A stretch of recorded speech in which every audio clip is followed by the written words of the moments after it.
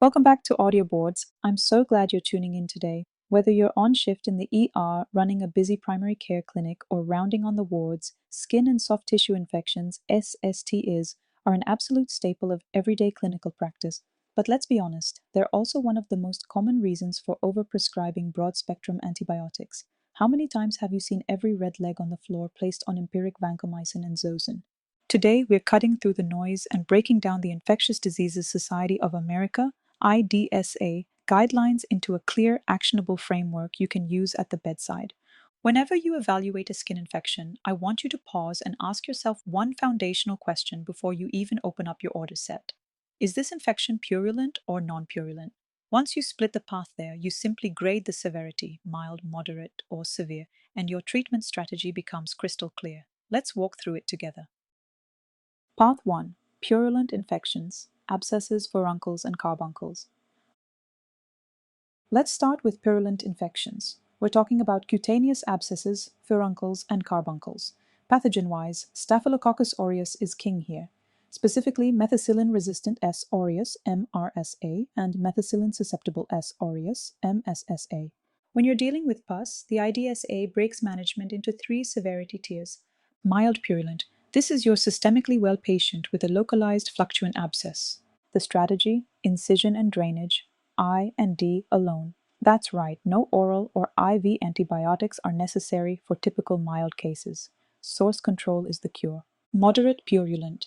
This is an abscess accompanied by systemic inflammatory response syndrome, SIRS criteria. Think a fever above 38 degrees Celsius, 100.4 degrees Fahrenheit, or under 36 degrees Celsius, heart rate over 90, respiratory rate over 24, or abnormal white count.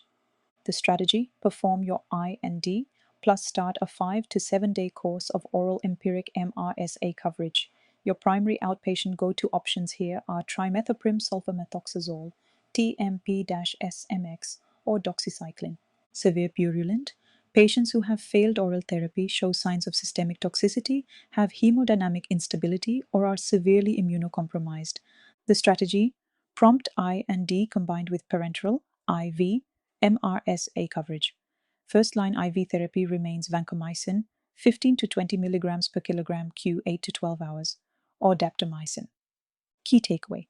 For purulent infections, incision and drainage is your primary therapeutic maneuver. Antibiotics are merely an adjunct when systemic signs or host vulnerabilities are present. Path 2. Non-purulent infections, cellulitis and erysipelas. Now, let's flip the script to non-purulent SSTIs, classic cellulitis and erysipelas. You see spreading erythema, warmth, and induration, but there is no pus, breakdown, or fluctuance. Here's a common clinical misconception. MRSA is actually uncommon in typical non-purulent cellulitis. These infections are overwhelmingly driven by beta-hemolytic streptococci, especially group A strep, with MSSA playing a secondary role. Here is how the IDSA guides our treatment based on severity. Mild non-purulent, typical localized cellulitis in a systemically well patient. The strategy. Targeted oral streptococcal coverage. Cephalexin 500 mg 4 times daily is your workhorse. If your patient has a penicillin allergy, clindamycin or azithromycin can be considered based on local resistance patterns. Moderate non-purulent cellulitis accompanied by systemic signs of infection, SIRS criteria. The strategy, IV monotherapy targeting streptococci and MSSA. Options include cefazolin, 1 to 2 grams IVQ 8 hours, ceftriaxone, or IV penicillin G. Severe non-purulent. Rapidly spreading infection, bullae, skin sloughing, severe pain out of proportion to exam, or hemodynamic instability. The strategy, emergent surgical evaluation to rule out necrotizing fasciitis, along with broad-spectrum IV empirical coverage, vancomycin plus piperacillin tazobactam, zosyn. A huge practice-changing tip on duration. How long do we treat uncomplicated cellulitis? 5 days. The IDSA guidelines emphasize that a 5-day course of directed oral therapy is just as effective as 10 days, provided the patient shows clinical improvement by day 5. Remember to remind your patients and team that mild lingering erythema is normal due to ongoing tissue inflammation. It doesn't mean the active infection is failing therapy.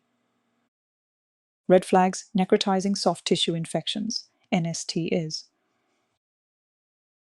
Now, I want to talk about the scenario that keeps every clinician up at night. Necrotizing fasciitis. When you are examining a soft tissue infection, always keep your eyes open for these high-yield red flags. Pain out of proportion to physical exam findings. Rapid progression of redness or edema despite ongoing antibiotic therapy. Crepitus, gas in the soft tissue, bullae, or purple/ecchymotic skin changes. Systemic toxicity, altered mental status, or refractory hypotension. If you suspect a necrotizing infection, please do not delay for imaging or lab risk scores like the LRINEC score. Your immediate next step is a STAT surgical consult for surgical exploration and debridement. On the medical side, you'll start broad IV coverage with vancomycin, zosyn, and clindamycin, which is added specifically for its antitoxin effect against toxin-producing strep and staph species. Special scenarios and recurrent cellulitis. To round out the guidelines, let's touch on a few unique scenarios you'll run into on shift. Animal and human bites. Always cover Pasteurella multocida, cats/dogs, or Eikenella corrodens, humans, alongside oral anaerobes. Your drug of choice is amoxicillin clavulanate, augmentin, orally, or ampicillin sulbactam, unacin, intravenously. Surgical site infections. Suture removal plus drainage is mandatory. Systemic antibiotics are only needed if there's significant surrounding erythema, greater than 5 centimeters, or systemic signs.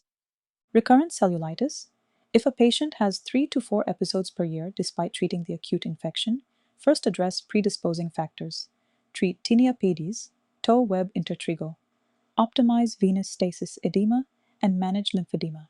If recurrences continue, IDSA supports low-dose prophylactic antibiotics, such as oral penicillin V or erythromycin twice daily.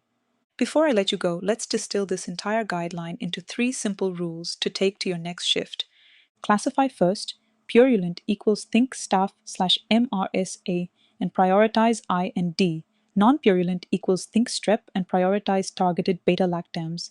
Keep courses short, 5 days of targeted oral antibiotics for uncomplicated cellulitis if the patient is improving.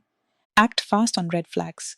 Severe pain out of proportion or systemic toxicity requires immediate surgical evaluation. Thanks for listening to Audioboards. Stay tuned for more educational content in our next episode. The views and opinions expressed on the Audioboards podcast do not necessarily reflect those of our employers. This podcast is for educational purposes only and should not be used to diagnose or treat any medical conditions. It is not a substitute for professional medical advice. Always consult a qualified, board-certified healthcare provider for any medical concern.